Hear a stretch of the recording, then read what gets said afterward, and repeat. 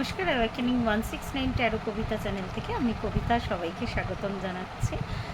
এখন আমি চলে এসেছি ফেব্রুয়ারি মাসের যে 10-11 দিন বাকি আছে। তো সেই 10-11 দিনে কি হতে চলেছে পৃথিবী তত্ত্বের রাশিগুলোর সাথে, আর্থ সাইনের যে রাশিগুলো আছে, টরাস, ভার্গো আর ক্যাপ্রিকন। টরাস, ভার্গো, ক্যাপ্রিকন মানে বৃষ, কন্যা আর মকর রাশি কি হতে চলেছে এই 10 দিনের এনার্জি কি বলছে। ফ্লাই করে করে কার্ড আসছে, তো চট করে দেখে নিই, ছোট্ট রিডিং করব চট জলদি। ফেব্রুয়ারি মাসের এর আগে আমি এনার্জি রিডিং দিয়েছি, কিন্তু আমার রাশিফলের রিডিং দেওয়া হয়নি, এনার্জি রিডিং দিয়েছিলাম। তো যাই হোক, রাশিফলের রিডিং নিয়ে আমি চলে এসেছি।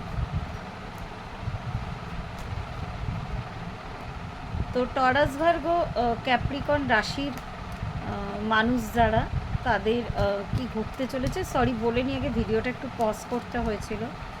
তো বাকি এই 10-11টা দিন এই জোডিয়াক সাইনের যারা মানুষ আছেন তাদের সাথে আগাম জানা থাকলে কি হয় যে আমরা আমাদের প্রিকশনগুলো নিতে পারি বা সাবধানতা অবলম্বন করতে পারি।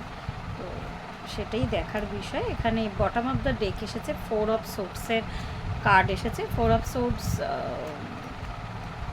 একদম উপরের কার্ডটা, তারপরে 5 অফ ওয়ান্সের কার্ড এসেছে। এই কার্ডটা আমার কাছে ফ্লাই করে পড়েছিল। তারপরে 8 অফ কাপস, সঙ্গে সঙ্গে কিন্তু ডেভিল কার্ড এসেছে। একটু সচেতন করিয়ে দিই, কারোর সাথে ঝগড়া বিবাদে জড়িয়ে পড়তে পারেন। আর ডেভিল কার্ডের সাথে সাথে 8 অফ কাপস আসা মানে কোনো চিটিং, মানে চিটেড হতে পারেন। তো টাকা পয়সা ইনভেস্টমেন্ট বা যে কোনো কাউকে ভরসা করে কোনো কথা বলা, একটু সাবধানতা, একটু না বেশ অনেকখানি সাবধানতা অবলম্বন করবেন। এর ফলে কিন্তু সমস্যা হতে পারে পরবর্তীতে। তার সাথে সাথে 7 অফ ওয়ান্স আছে, তার সাথে সাথে 9 অফ কাপস আছে। তো বিশেষ করে বলবো যে কোনো গোপন কথা বা ভালোবাসার মানুষদের কোনো কথা, সেটা কিন্তু কোনো তৃতীয় ব্যক্তিকে বলতে যাবেন না। তো সেটা আপনার ক্ষেত্রেই ভারী হবে বা আপনার ক্ষেত্রেই সেটা কিন্তু ঠিক হবে না।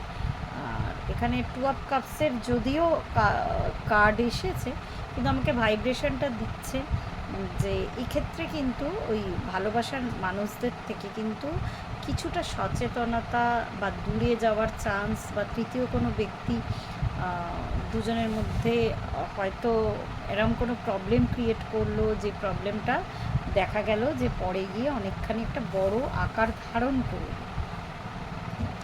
তো এই বিষয়গুলো একটু দেখে শুনে, একটু সচেতনভাবে চলতে হবে। যে কোনো কিছু করার আগে, যে কোনো কিছু বলার আগে, যে কোনো কিছু ভাবার আগে একটু নিজের ইনার সেলফ যেটা আছে সেটা একটু খুঁজে দেখুন যে অ্যাকচুয়াল আপনার ইনার সেলফ কী বলতে চাইছে বা কী বোঝাতে চাইছে। তো কার্ডও এসেছে ওরকমই গাইডেন্সে। হারমিটের কার্ড এসেছে। একটু হারমিট মোডে থাকুন না। হারমিট মোডে থাকলে কি হয়, এই জন্যই বলছি, হারমিট মোডে থাকলে না মুখ থেকে কোনো হট করে কিছু বলার আগে 10 বার বলে না, ভাবিয়া করিও কাজ করিয়া ভাবিও না।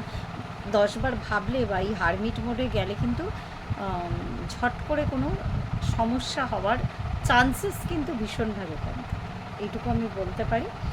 আর এটাই একটা কুইক রিডিং, আগেই বলেছিলাম পৃথিবী তত্ত্বের রাশিগুলোর জন্য।